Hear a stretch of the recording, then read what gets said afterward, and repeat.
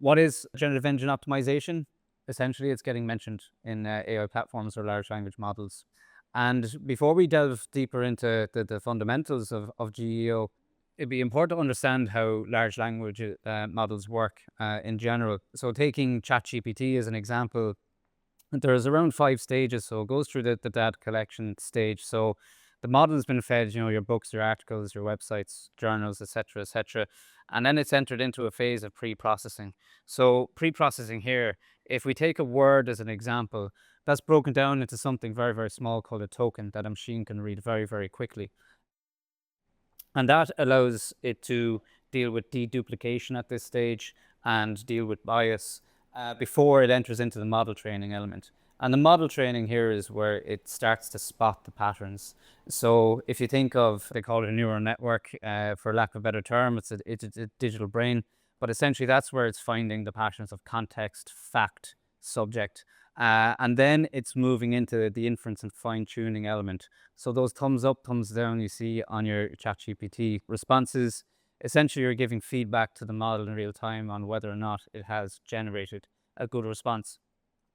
And then finally, response and content generation. Natural language processing is the technology that's behind ChatGPT. And essentially what natural language processing is, it's really, really good at predicting the probability of what's meant to come next. So if we take a sentence as an example, all it's doing really is it's predicting the next most likely word that comes in a sentence. And then the next step above that then is, if you're looking at a question, it's predicting the probability of what that answer is going to be for that answer, or question, should I say. So there was a problem that ChatGPT was experiencing a couple of years ago, and it had age and maturity as a key problem. And for a while there, ChatGPT still thought that the Queen of England was still alive. So they were well aware of this problem. And while they were working on this, they were working on the next function where it can now retrieve and synthesize information in real time. Essentially what that means is it's pulling from a combination of sources. So it's a blend of its previously fed, trained model in unison with its real-time web content. So this is called RAG. It's retrieval augmented generation. So it retrieves the real-time information and it augments its pre-trained data as a result. And that's been done to reduce the risk of hallucination. And you can see that when it's doing its thinking, you can see that it's pulling different sources in. So not only is it pulling in information to form the different answers, it's also updating its own database internally. So where to start with it all, really? And as good marketers, you'd always start with who, your target customer segment. And really, it's all about figuring out the questions that they're asking. So the best way to do with this, it is still a little bit of a blind spot, seeing, what questions are being asked directly into the AI models. But listening tools such as Answer the Public and Talkwalker. Answer the Public, it is lifting real-time information from Google. More and more people are asking questions directly into Google now. Talkwalker is more on the social side. So that would be your listening post for your meta platforms, etc., etc. And with those two tools, you can get a bit of a context. You can also prompt ChatGPT, Claude, or Perplexity directly. I would recommend that you'd use a mix of these platforms and ask the common questions. So a really good prompt would be, what are the most common questions people ask you when? And it's really important that you turn off personalization when you're doing this, because you want to be seeing the generic answers that people are seeing. And then finally, you can use the curated dataset platforms such as Profound or iPullRank. Very, very expensive though. So they've done a lot of work. They've done the groundwork up here and they know how to charge for it. So once you've kind of done that exercise, what you tend to do is you cluster the questions around the different elements of your service portfolio. And that's where you can start with your structured content strategy. Some of you in the room might already be familiar with EAT. So it's your experience, expertise, authoritative, and trustworthiness. The LLMs work pretty much the same way. So what they're doing is they're looking for the first-hand experience of the topic that's been written or spoken about, the expertise, the knowledge or skill to talk about the topic, and then the authoritativeness is the author a credible source or topic, and trustworthiness, the source is it accurate, honest, safe, and reliable. And that's where your PR will come into the picture. In terms of structuring the content directly, if you're taking your website as an example, use natural language question and answer formatting. So the content that you're writing on websites needs to become slightly more conversational. Integrate your schema markup on your web pages. So that's basically labeling the structure of the web page. So taking a recipe as an example, you know, on your website, you should have the ability to label the page as such. That then in turn informs the search engine and in this case, the large language model, what the page is about. Concise, fact-rich content. AI doesn't read from top to bottom like humans do. It sifts and lifts. So it's looking for those tokens from your content. So you need to do a little bit of both and cater for both. So what you're doing is you're optimizing for AI summary readiness. So too long didn't read sections, your bullet point summaries, FAQs as well. You're starting to see more and more of those in use. And here then, functionally, on the other side, linking to other internal pages in the website that are contextually relevant. So if you have any similar topics that you're discussing on your website, internally linking to those other pages is a really, really good tactic. It helps understand the context that much more. And then finally, low-hanging fruit there, keep your content up to date. So you're going back into your old pages, updating stats with new sources. That's a really, really good low-hanging fruit. It takes a lot of work out of the equation. I want to talk a little bit about semantic seeding. So this is a term that's been coined as the bedrock of GEO. And essentially what we're doing here is we're planting terms, concepts, facts across multiple channels so that they're absorbed into the large language models.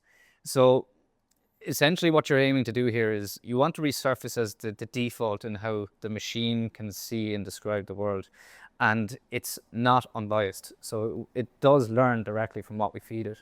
So what you really need to cover here is you need to publish in AI crawlable channels, which I'll go through in a couple of seconds. As discussed, use your AI friendly formatting, clarity over call to action. So making sure that your content is really, really structured, that it's not too nuanced, but also with your call to actions, you do need to have them placed to cater for the humans that are still browsing your page. And then finally, earning your organic mentions to your PR and social channels. For example, transcripts from a video on YouTube, 70% of Perplexity citations are coming from YouTube transcripts. So Judie's going to talk to you a little bit about covering that in a few minutes.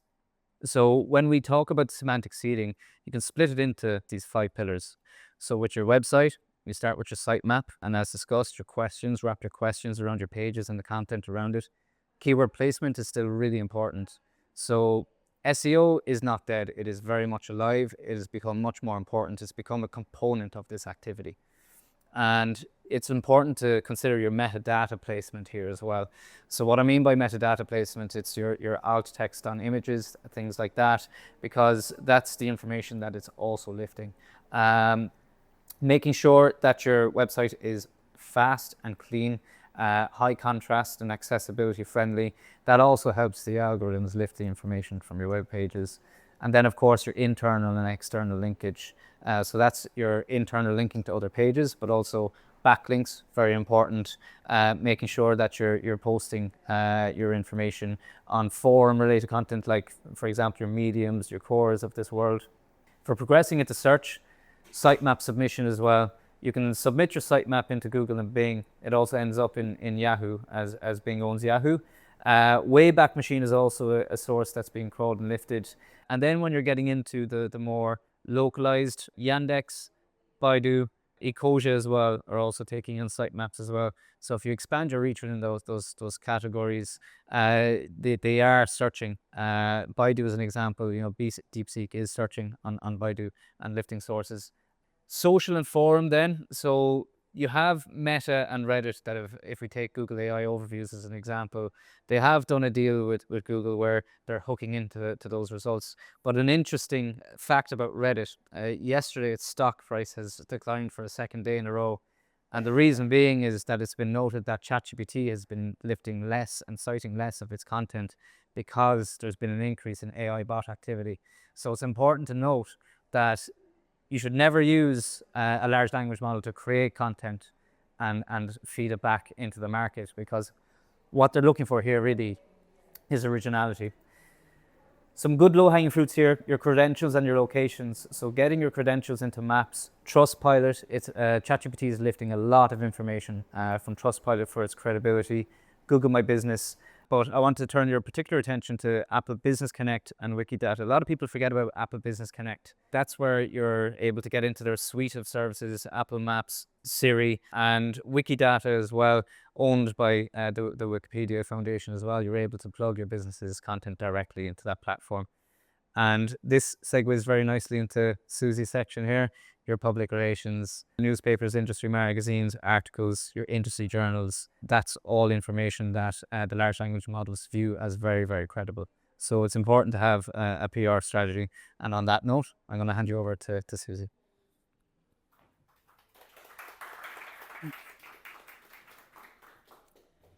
Thanks, Stephen. Hi, all. So I'm going to look at GEO and reputation. What I would say to you is reputation is now more important than ever, and AI cares about your reputation.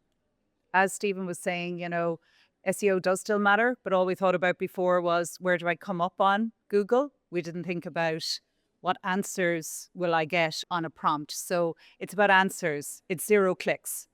What answers are you getting when you prompt the LLMs? And have we checked it? Do we know what answers we're getting? And are we doing that consistently? But I'll say more about that. So GEO is reputation in action. It doesn't care about paid for, and I'll get into the data on that. It cares about what others are saying about you and the credibility of those. So reputation is reflected back in those answers you get from AI. So the data. So this is Muckrake. This is a 2025 survey. Basically, 95% comes from non-paid sources. So you're earned and owned. That's where it's at, earned and owned. And nearly 90% of that is earned. So journalists, trade, analysts, all really important. It's time sensitive. So building on what Stephen was saying, we all think that AI, or ChatGPT in particular, is dated. It hasn't been updated. That's different. It's different now. If you ask it a question, it will give you the right answer, unless it's hallucination. But most of the time, it'll give you the right answer. And I'll get to why some of your content and your prompts can create hallucinations as well. But journalists, they care about yesterday's article. That's really, really important now. So that's something to keep in mind as I'm talking through this, because you do need to be always on. One big campaign is not going to win the race on AI. You have to be consistent, and thought leadership is more important than ever over press releases. So announcing a number of jobs, yes, that'll get you headlines and a bump, but it won't get you that consistent authority you need for AI to use you in answers. So that's really, really important. And then just feeding into, Stephen's already covered this, and we all know, blah, blah, blah, Reddit. And another buyer beware with Reddit is it takes a lot of work to do anything on Reddit. It's a full-time job. But what I think is interesting, and why I think AI likes it so much, is how it's laid out, right? So it's laid out in a way that's very scannable for AI. So that's why it pulls from it. So you have to keep that in mind in your own content. And I know Stephen touched on that already, and I'll give you a little bit more on it.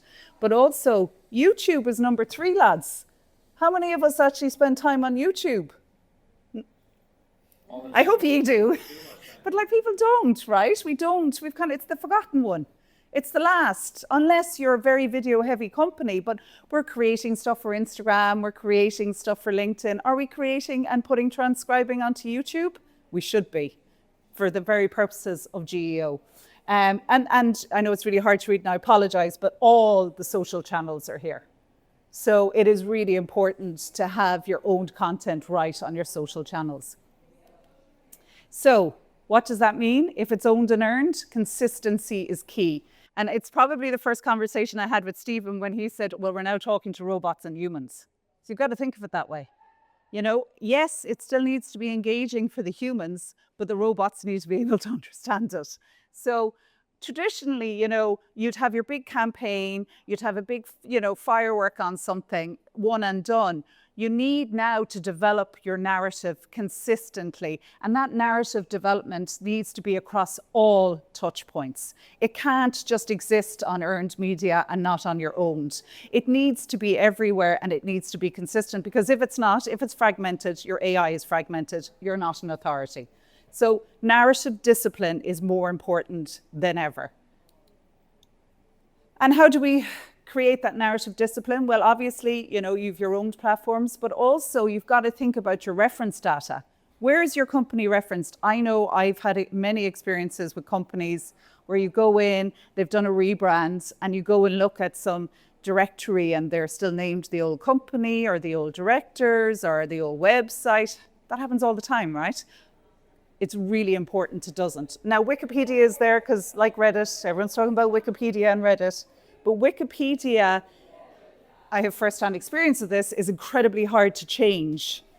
So you can change it, but it takes time, especially if it's not the original author that's going to them.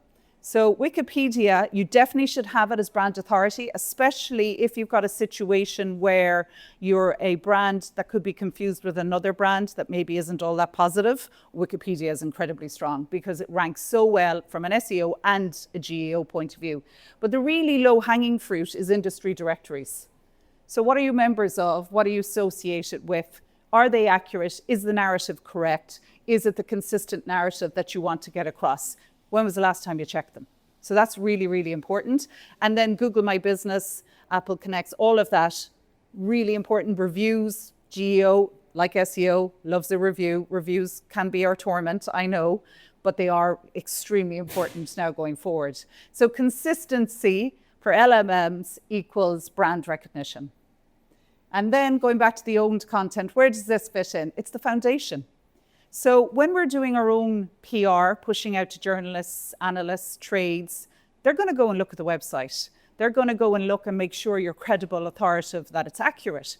So you need to make sure the content you have on your website is really strong. Expert pages are something that is really being pushed at the moment. Not just a short bio, but an expert page. So if you're trying to push someone as a thought leader, having an expert page on your website with backlinks to earned media they've had coverage in can be incredibly strong. Not only for those journalists you're trying to push it to, but for LLMs as well. So that's something to consider, and where owned can be incredibly strong. They need to work together. There needs to be consistency.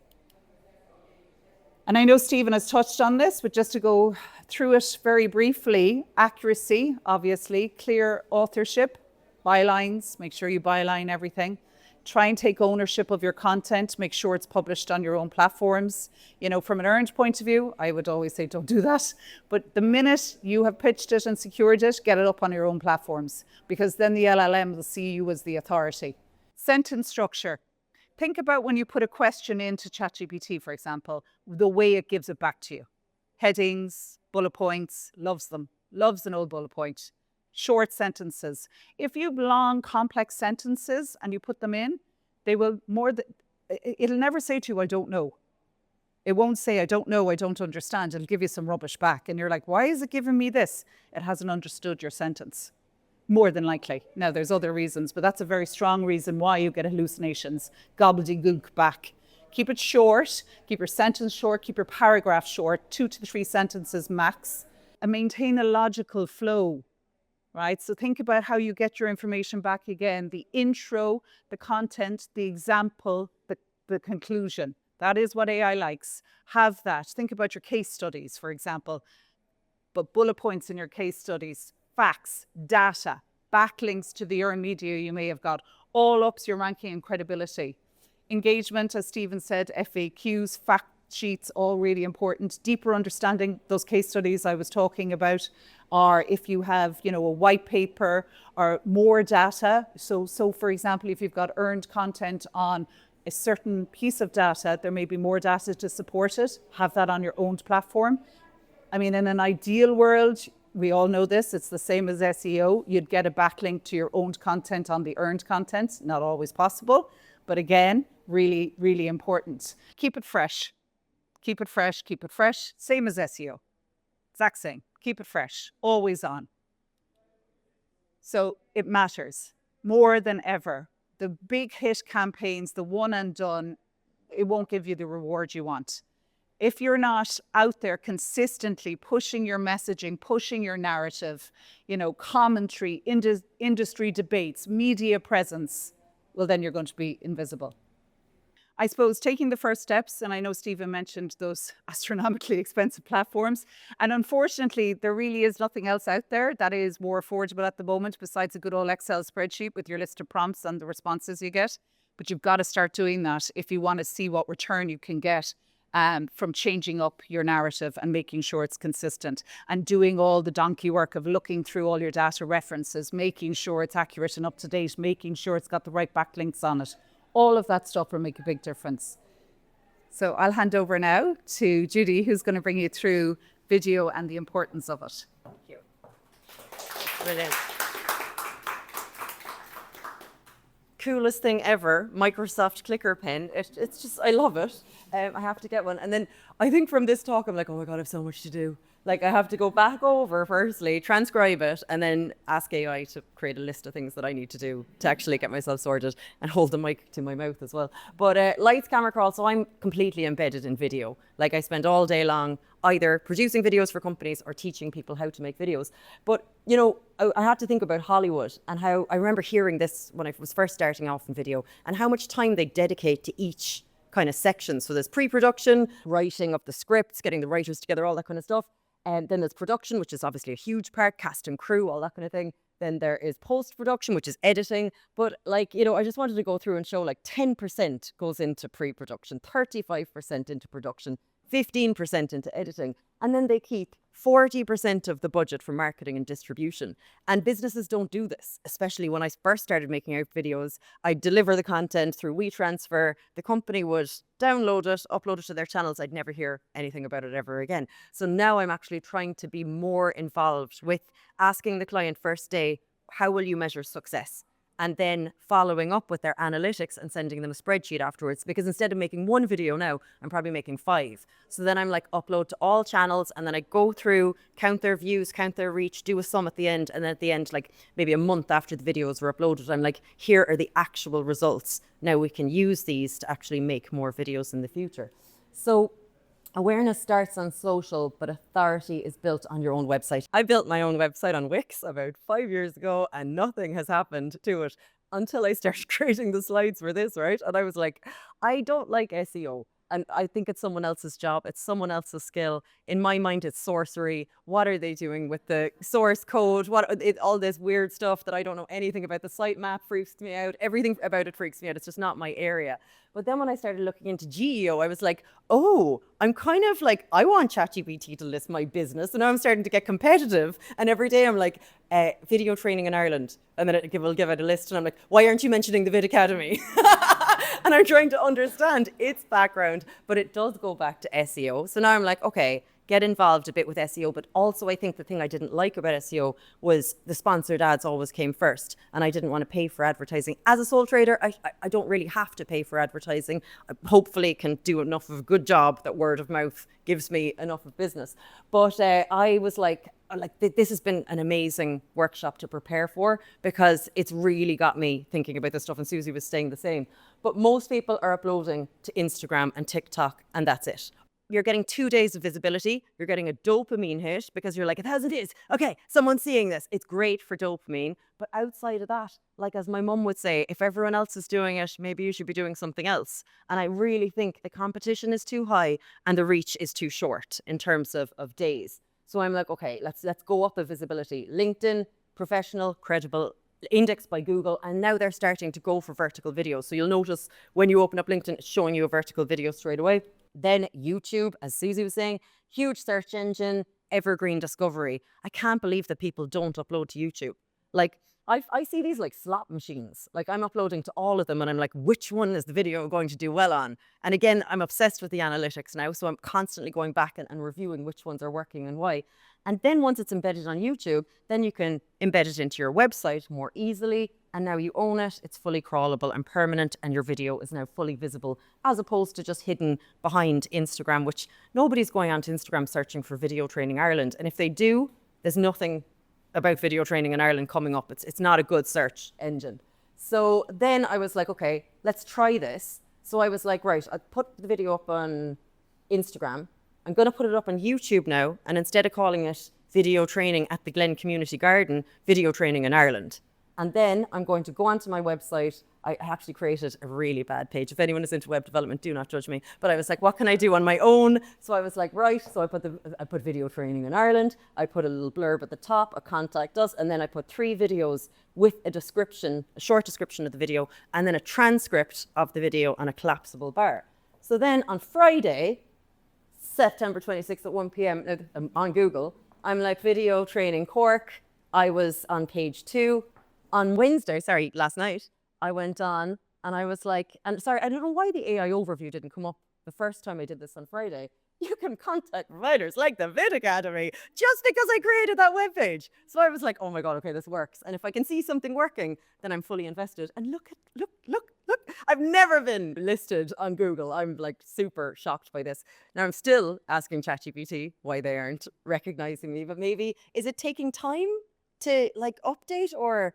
Well, you need to be expanding your content across multiple channels or multiple sources. So, like you listed a few of those sources there, but if you go back to my pillars, yeah, there, like the amount of platforms there, like you're going to need to be going on all of them. So, if you're listing on Trustpilot, and there's a few maps apps as well. So ChatGPT uses OpenStreet and Mapbox along with Bing Maps as well. So really low hanging fruit to get your own business credentials in there as well. Brilliant. Okay, so like again, I'm gonna have to ask you how to do that. But like again, it's now more achievable than it was in the past, but it's more list. So what I'm gonna say is, when you're scripting the videos, script them with GEO in mind. So build in your brand mentions. So video training in Cork, Ireland. These become the keywords, but make sure to frame GEO mentions as natural storytelling details. So, I don't know, sometimes when people are scripting their videos, they're taking the content from their website and saying it like, we specialize in the most valuable ways of, like, you'd never say that if you were talking to your friend. Like, you'd say, I'm really good at making videos, so you should, have a chat with me about how to plan, film, and edit. It's a lot more simple, dialogue friendly. And then instead of like rerun training sessions, too vague, no information, no why it matters, we ran a video training workshop in Cork with Springboard Communications, where participants learned how to plan, film, and edit videos. Feels human, feels conversational, but also drops in location and a partner that AI can understand. Then when it comes to upload, you both talked about this, humans and AI need to be able to scan it. I uploaded, to say, the video at the start as the Glen workshop. Who understands that? The people who are at the workshop or someone who lives near the Glen. The garden and placement students came together too. No one is searching for any of this. Instead, how video training can boost visibility in 2025. In this video, Judie Russel from the Vid Academy shows how video training workshops with Irish businesses run and blah, blah, blah. So it starts with how, common search intent, and uses keywords people are actually typing in. So now it's on YouTube, it's more searchable, but also the benefit of YouTube is that YouTube, after, say, 10 minutes after you upload, will provide a transcript. So it will come up on the top right bar like this, and then you click on this little 3 dots here and say toggle timestamps. It will turn off the timestamps, and then you can copy the whole thing, put it into ChatGPT, say this is the transcript from my video. Don't change the words, just update the grammar so that it's grammatically correct, kind of thing. And then it will remove the filler words, fix mistakes, add punctuation. This is a bit of a workaround because these are the shorts. So, on Instagram, like the vertical videos, like longer videos are probably easier in landscape to embed in your site and then, provide the transcript and stuff. But when we're talking repurposing short vertical videos like the ones on Instagram, we're uploading them and they're becoming YouTube shorts. So with the shorts, you don't get an embed code. You have to go an extra step to get the embed code and the transcript out of them. Because if you go into your video, you'll be like, where's the transcript? So what you have to do is just change the URL from video ID or whatever it is to watch ?V. Now I'll just leave that there, but it's easy to do. It's just a little bit of a brain melt when you're first doing it and you're like, why is this so hard to do? I'm sure it's something that will actually get really easy, but right now there's just a little bit of wrangling with it. And then you can get the embed code, embed the video into your site, ask ChatGPT to create a kind of a friendly blurb. But you were saying it's probably better to write it yourself and make it more original. I was being lazy, but then I have the video transcript in there on a collapsible bar. And I was reading that ChatGPT can read the collapsible stuff. So you can get away with, it doesn't have to be the whole thing. They're great. And then you have a geo-friendly summary. You've got a new web page, and then Google recognizes you. So start asking questions. You guys both said this. Can AI find you? Like, what are you putting into AI? What are you asking AI to try and get found and see if it's working? Can it find your business? And then go through your last 10 vertical videos on Instagram. See if there are categories in there. So one of my categories was just workshops. So I had 3 videos on the workshops, and I was like, this can be its own page. So then I was like, okay, now do they have transcripts? And then I was able to go and create that page. So then it's not just Instagram videos. Now they're all findable online. And that is it from me.